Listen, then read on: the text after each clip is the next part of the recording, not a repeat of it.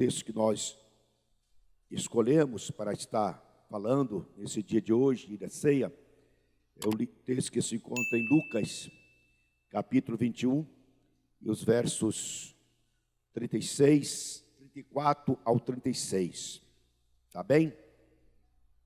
Diz assim esse texto sagrado: cuidai de vós mesmo. Repita comigo: cuidai de vós mesmo. Fala mais, cuidai de vós mesmo, para que não aconteça que os vossos corações se carreguem de glutonaria, diga glutonaria, embriaguez e preocupações da vida. E aquele dia vos pegue de surpresa como uma armadilha, pois cairá sobre todos os que habitam na face da terra.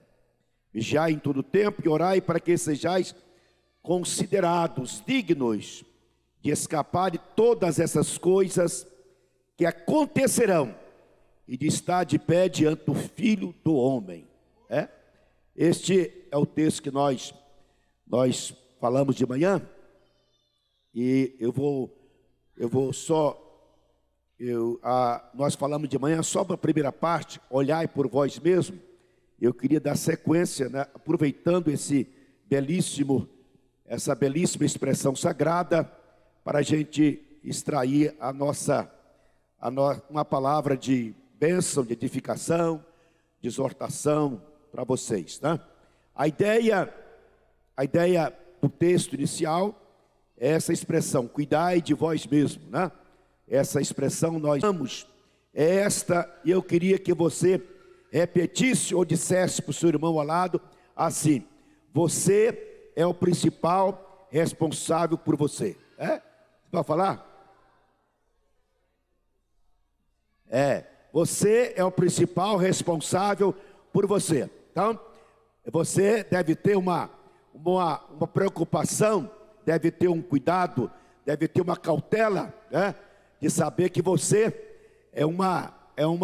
você tem uma unidade no reino de Deus e que precisa ser zelada, Você faz parte das pessoas que compõem, a casa do Senhor Deus, o reino de Deus, E uma expressão, uma conclusão que nós temos aqui é que você é templo do Espírito Santo, Templo do Espírito Santo. Logo, se você é templo do Espírito Santo, você tem que zelar deste templo, Eu afirmei aqui na parte da manhã que a gente, quando fala templo do Espírito Santo, a gente não quer escolher aí um lugar exclusivo dentro de nós, não.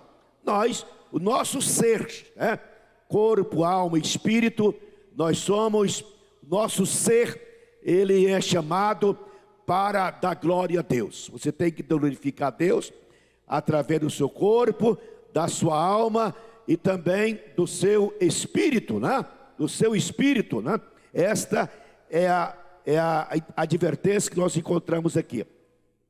Nós observamos de manhã, falamos sobre as artimanhas, as ciladas, a sutileza, a esperteza de Satanás em querer nos armar laços, Nos armar armadilha, nos armar alguma forma da gente estar dominado pelas suas mentiras, pelas suas intenções de destruir, de acabar, de mutilar a nossa vida espiritual. Disse também na parte da manhã que Satanás, ele é vendedor de fantasias e de ilusões, Ele é o patrocinador de tudo que é pecado, Ele é o semeador das contendas, inimigo da verdade, inimigo da paz, inimigo da igreja, inimigo da família, inimigo dos crentes. A gente tem que ter consciência disso para que a gente não seja iludido, Não seja fantasiado, não seja vítima de uma cilada ou de um laço que possa nos ocorrer. Eu disse a parte da manhã que muitas pessoas passaram a ser seguidoras dos chamados influencer, As pessoas passaram muitas pessoas passaram a ter interesse ou ter opinião através da opinião do seu influencer, né? Irmão, a gente não precisa disso, por favor, isso é coisa de crente. Quem nos influencia é Jesus. O nosso principal influenciador é a palavra de Deus. A gente precisa estar seguindo aquilo que é a vontade do Senhor. Mas eu quero me ater com vocês aqui ao segundo tópico do texto, né? Ao segundo tópico do texto. O segundo tópico do texto fala assim: olha, o apóstolo, Jesus próprio falando, ele fala: ó, cuidai de vós mesmos, para que não aconteça que os vossos corações se sobrecarreguem, ficam sobrecarregados, fiquem tomados, né? Fiquem cheios de coisas indevidas, de coisas impróprias, de coisa que não faz bem. E nós falamos, a nossa boca fala do que o coração está cheio, né? A gente precisa aprender a encher o coração de coisas boas, de coisas dignas, de coisas santas, tá? Então, Jesus advertindo nós sobre o perigo da gente ficar com o coração sobrecarregado. E ele faz aqui uma colocação de três coisas, né? Ele fala sobre aqui a primeira coisa que ele fala: corações sobrecarregados de glutonarias, né? De embriaguez e de preocupações da vida, cuidados da vida. Três coisas que Jesus fala que essas três coisas podem ser usadas, pode ser um meio, pode ser uma forma da gente ser mutilado, da gente ser lubridiado, da gente ser laçado, né? Por uma armadilha, por uma cilada de Satanás. Primeira coisa que fala aqui, ele fala não é da prática, é dos efeitos, né? É quando os efeitos são mais danosos do que a prática, ou quando o efeito é tão danoso quanto a prática. Aqui fala dos efeitos. Aqui fala do efeito da glutonaria, efeito da embriaguez e efeito das preocupações, né? A gente não precisa fazer isso, mas é os efeitos, né? É o problema. O efeito é aquilo que nós aceitamos, aquilo que nós deixamos, né, entrar em nós e sobrecarregar a nossa mente, o nosso pensamento, as nossas emoções e assim por diante. Então a primeira coisa que a gente vê aqui é o coração sem espaço, porque está ocupado, está sobrecarregado com esses efeitos danosos. Meus irmãos, quando Jesus está falando aqui, ele está pensando em mente, pensamentos e emoções, né? A nossa mente é uma fábrica de pensamentos. De acordo com alguns entendidos, não sei como que ele mediu isso, mas diz que nós fazemos 7.000 pensamentos por dia. Não sei como que ele mediu, esse caboclo conseguiu medir. Mas o homem, em média, ele pensa 7.000 coisas, né? Então a nossa mente é uma fábrica de pensamento. Só que os nossos pensamentos, grande parte deles, são pensamentos vãos, né? E essas coisas vãs que não têm utilidade, não têm valor, né? Não têm edificação, ele torna-se fantasias, ou torna fantasma, né? A gente passa a criar fantasma no pensamento através de pensamentos vãs. Agora, veja bem, nós estamos tratando aqui, portanto, de uma informação de Jesus, breve, bem assim sucinta, mas que muito própria para os dias de hoje, na verdade, a gente precisa, ao ler esse texto aqui, a gente observar que Jesus estava considerando, portanto, a importância da gente estar zelando de nós mesmos, tá? Cuidando de nós mesmos. A primeira coisa que nós encontramos aqui, problema da glutonaria. O que é o vício? O que é o efeito da glutonaria? O que é isso? Não é, aqui não está falando de você ser comelão, não, tá? De você comer mais do que precisa, não é isso não. Está falando de você nunca, nada te atende. Está falando das suas insatisfações que você tem e que nunca são suficientes. Está falando daquilo que você quer mais, não basta. Aquele sentimento de incompleto, aquele sentimento de insuficiência que gera um estado de infelicidade. Um estado de infelicidade. É aquela pessoa que nunca está completa. Essa é o glutão. Você come churrasco, come um banquete e não está satisfeito, quer frango assado, É isso, irmão. É essa situação espiritual de algumas pessoas crentes. Aqui fala de crente, viu?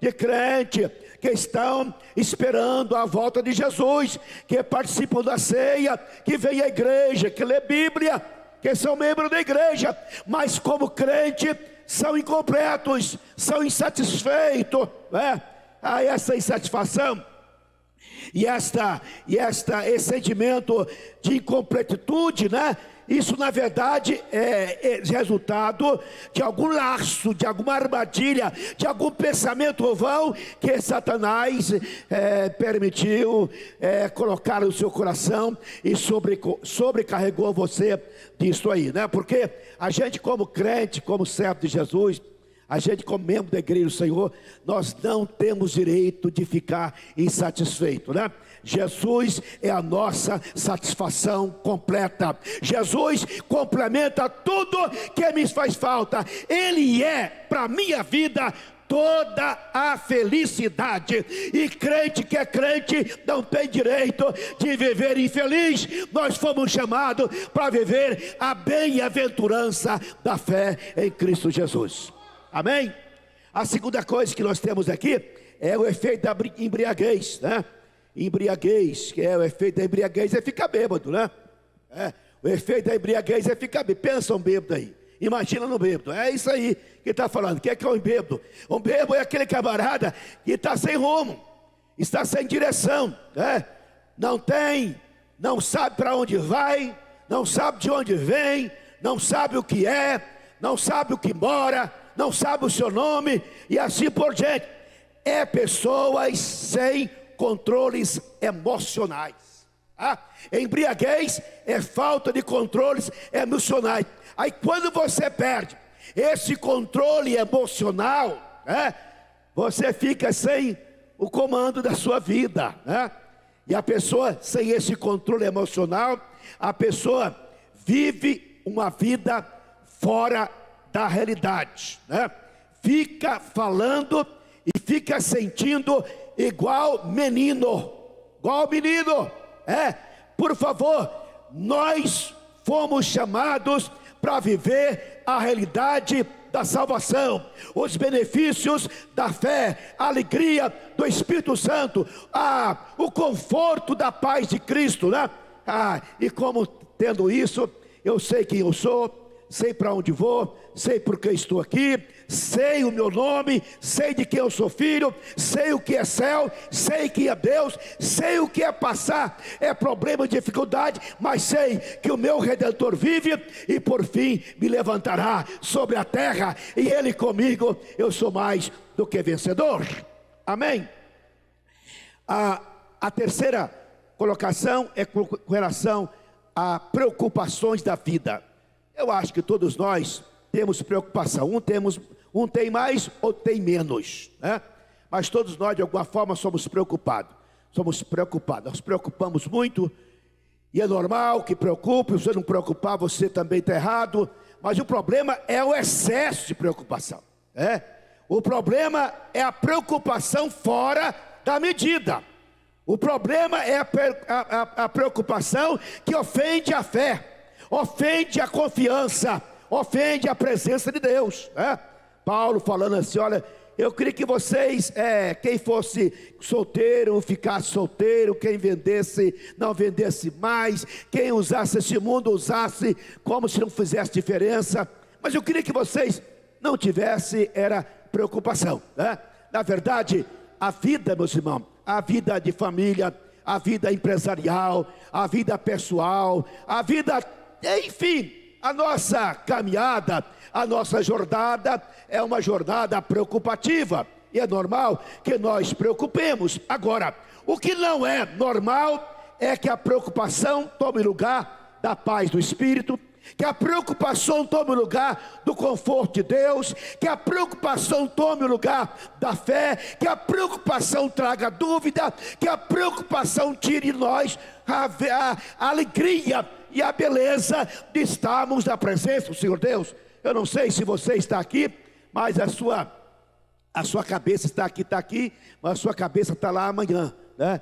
Preocupando naquele problema que está pendente, naquele cheque que vai voltar, naquela duplicata que vai vencer, naquela conta que tem que pagar, naquele compromisso que tem que fazer. Por favor, irmão, nós precisamos aprender. Preocupar, eu posso preocupar. O que eu não posso deixar é que a preocupação tire de mim a minha concentração, o meu foco, né?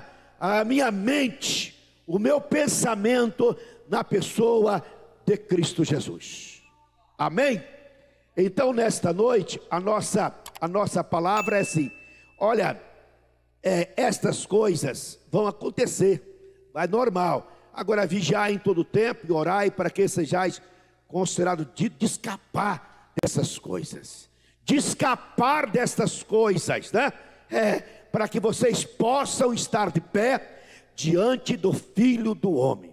Nós estamos aqui hoje na ceia, celebrando a ceia, este memorial sagrado que nós fazemos todos os meses. Nós viemos aqui para celebrar a morte de Jesus, anunciar a sua volta. Agora a proposta maior da ceia, sabe qual que é? É você estar concentrando, focando mais naquilo que Jesus é para a sua vida. Jesus, ele no capítulo 12 de Hebreus, olha, olhando para ele, o autor e consumador da nossa fé, aquele que padeceu, aquele que viveu os contraditórios maiores, para que nós fôssemos motivados a não perder a esperança, a não perder o foco, a estar olhando para ele, porque ele é superior, ele é mais, ele é melhor do que todas as coisas que podemos imaginar. Olhando para Jesus, o autor e consumador da fé. Eu queria nesta noite lhe convidar a nós ceiarmos, né? Participar da ceia. E ao participar da ceia, a gente é convidado a deslumbrar na ceia uma oportunidade da gente estar renovando a nossa vida com o Senhor Deus, tá? Renovando a nossa vida. Eu queria convidar você para ficar de pé nesse momento, quando nós iremos dar início à celebração da ceia. A celebração da ceia. E ao iniciar a celebração da ceia, eu quero dizer para você, Deus tem um zelo muito especial com a sua vida em particular, tá? Um zelo muito especial. Deus é zeloso, é cuidadoso com a minha e com a sua vida, tá bem? A gente foi premiado, foi eleito, foi beneficiado por ter em nós a presença do Espírito Santo. O Espírito Santo habita em nós para fazer nós estarmos caminhando na caminhada da vida, e sempre atento àquilo que é vontade do Senhor Deus.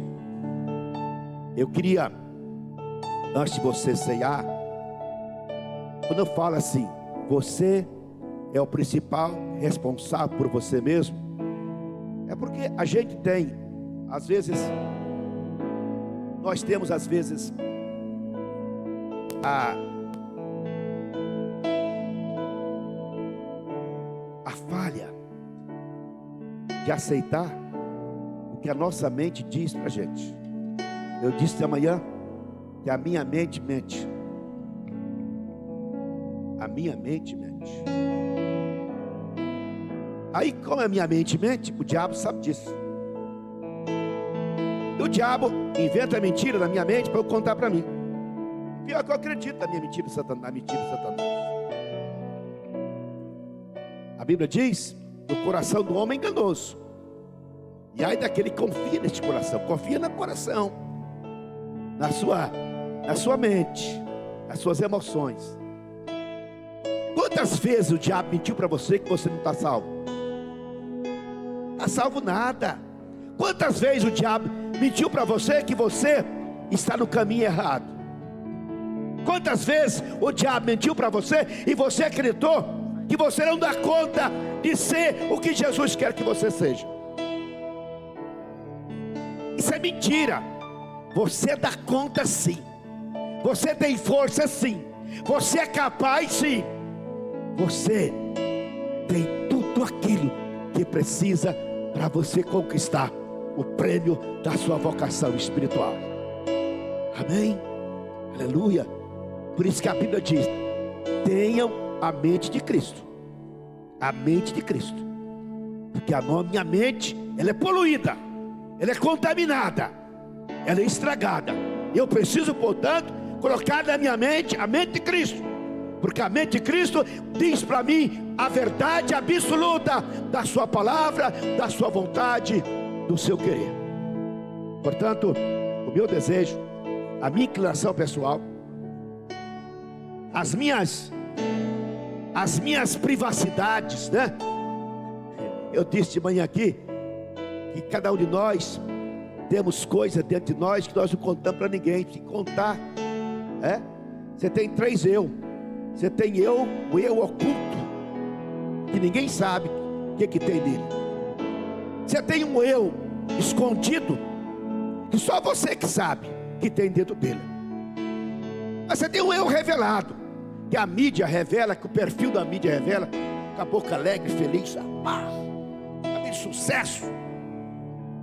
É falso esse perfil. E tem o eu real.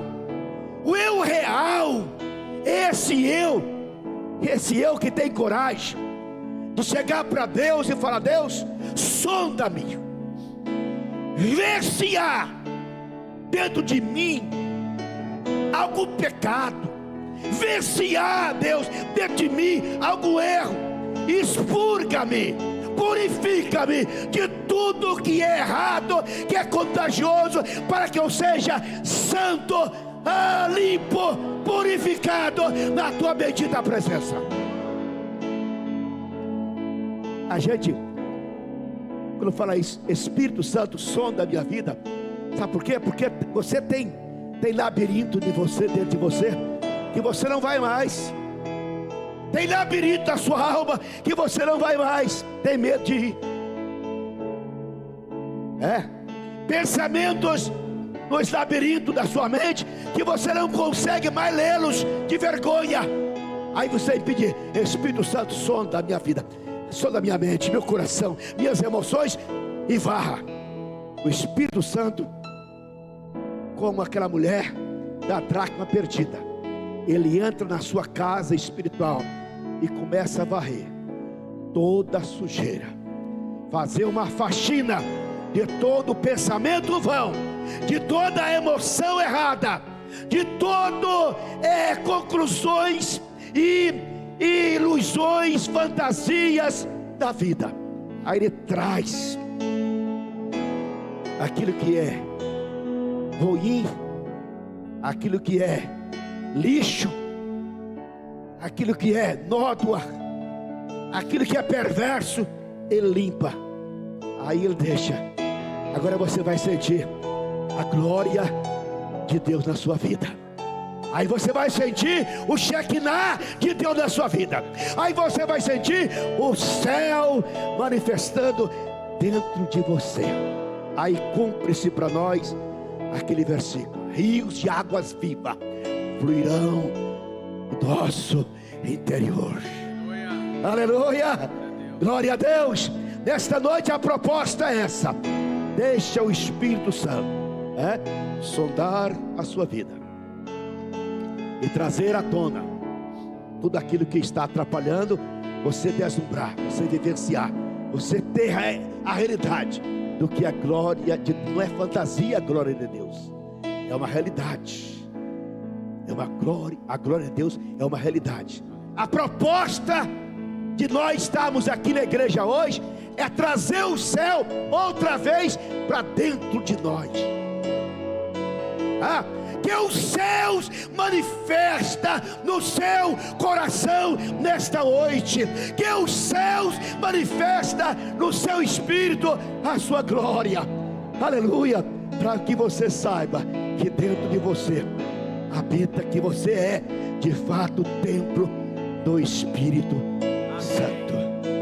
Levante a sua mão ao Senhor, levante a sua mão aos céus, e por favor deleita em Deus, alegre no Senhor, cante louvor a Ele, dê vazão ao Espírito de Deus. Deixa Deus te usar, deixa Deus manifestar, deixa Deus fazer aquilo que Ele pode e quer fazer na minha e na sua vida.